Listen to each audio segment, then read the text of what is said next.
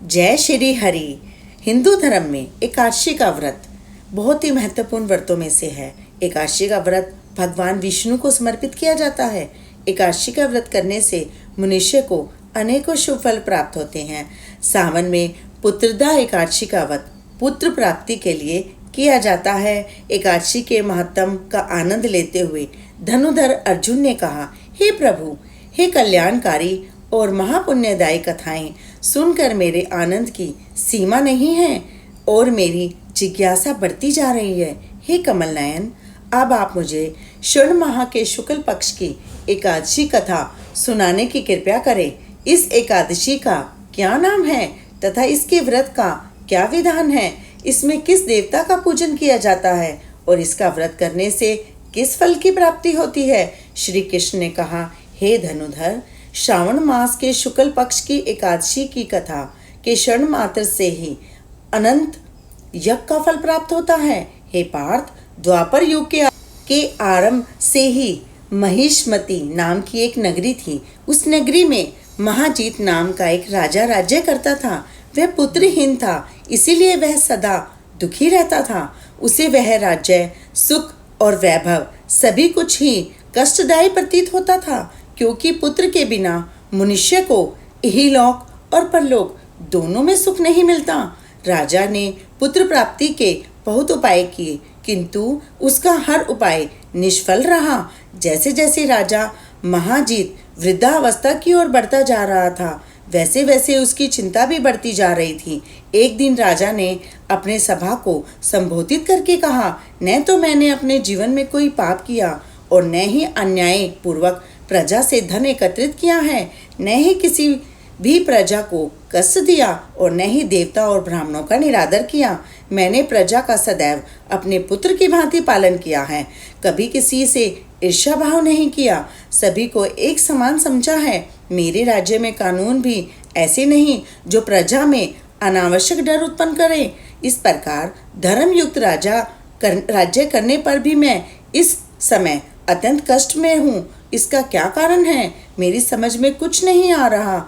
आप इस पर विचार करें कि इसका क्या कारण है और क्या इस जीवन में इस कष्ट से मुक्ति हो पाएगी मेरी?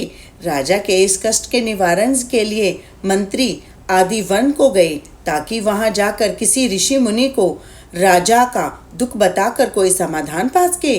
वन में जाकर उन्होंने श्रेष्ठ ऋषि मुनियों के दर्शन किए। उस वन में वयोवृद्ध और धर्म के ज्ञाता महर्षि लोमश भी रहते थे। वे सभी जन महर्षि लोमश के पास गए। उन सब ने महर्षि लोमश को दंडवत प्रणाम किया और उनके सम्मुख बैठ गए।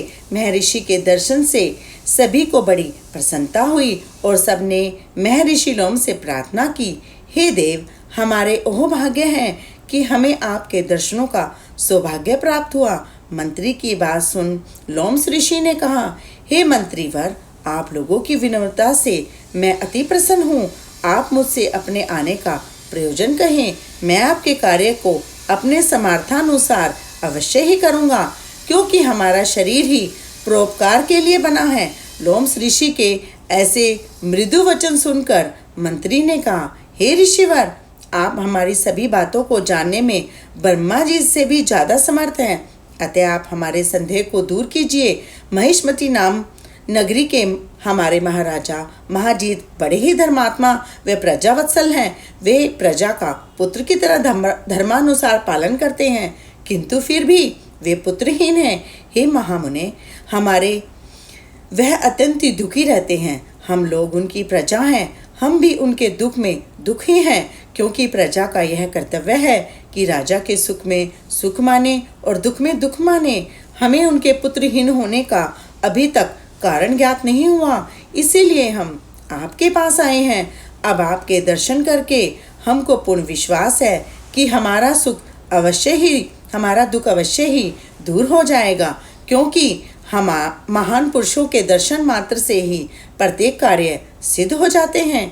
अतः आप हमें बताने की कृपा करें कि किस विधान से हमारे महाराज पुत्रवान हो सकते हैं। हे ऋषिवर, यह आपका हम पर व हमारे राज्य की प्रजा पर बड़ा ही उपकार होगा। ऐसे करुणा प्रार्थना सुनकर लोमश ऋषि के नेत्र बंद करके राजा के पुरजनों पर विचार करने लगे। कुछ पलों बाद उन्होंने विचार करके कहा, हे भद्रजनों, यह राजा पिछले जन्म में अत्यंत ही उद्दंड था तथा बुरे कर्म किया करता था। उस जन्म में एक गांव से दूर गांव में घूम रहा था। एक बार ज्येष्ठ माह के शुक्ल पक्ष की एकादशी के दिन की बात है। यह 2 दिन से भूखा था। दोपहर के समय एक जलाशय पर जल पीने गया। उस स्थान पर उस समय एक गाय जल पी रही थी। राजा ने उसको प्यासी ही भगा दिया और स्वयं जल पीने लगा और स्वयं जल पीने लगा। हे श्रेष्ठ पुरुषों, इसीलिए राजा को यह कष्ट भोगने पड़ रहे हैं। एकादशी के दिन भूखा रहने का फल यह हुआ कि इस जन्म में यह राजा और प्यासी गाय को जलाशय से भगाने के कारण पुत्रहीन है। यह जान सभी सभासद प्रार्थना करने लगे, हे ऋषि श्रेष्ठ, शास्त्रों में लिखा है कि पुण्य से पाप नष्ट हो जाते हैं। अतः कृपया करके आप कोई हमें समाधान बताइए जिससे हमारे राजा पूर्वजन्म के पाप से मुक्त हो जाएं और उन्हें पुत्र रतन प्राप्त हो। महासदों की प्रार्थना सुनकर लोमश मुनि ने कहा, हे श्रेष्ठ पुरुषों, यदि तुम सब श्रावण माह के शुक्ल पक्ष की पुत्रदा एकादशी का व्रत और रात्रि जागरण करो और उसका फल राजा को निमित्त कर दो तो तुम्हारे राजा के यहाँ पुत्र उत्पन्न होगा। राजा के सभी कष्टों का नाश हो जाएगा। इस उपाय को जानकर मंत्री सहित सभी ने महर्षि को कोटि कोटि धन्यवाद दिया तथा उनका आशीर्वाद लेकर अपने राज्य में लौट आए। इसके बाद उन्होंने लोमश ऋषि के आज्ञा अनुसार पुत्रदा एकादशी का विधान पूर्वक उपास किया और द्वादशी को उसका फल राजा को दे दिया। इस पुण्य के प्रभाव से रानी ने गर्भ धारण किया और 9 माह पश्चात एक अत्यंत तेजस्वी पुत्र को जन्म दिया। हे पांडुपुत्र, इसीलिए इस एकादशी का नाम पुत्रदा पड़ा है। पुत्र की इच्छा रखने वाले मनुष्य को विधान पूर्वक श्रावण माह के शुक्ल पक्ष की एकादशी का व्रत रखना चाहिए। इस व्रत का प्रभाव से इहलोक में सुख और परलोक में स्वर्ग की प्राप्ति होती है और इसी तरह राजा को भी पुत्र रतन प्राप्त हुआ। बोलो एकादशी महात्म की जय। बोलो जय श्री हरि।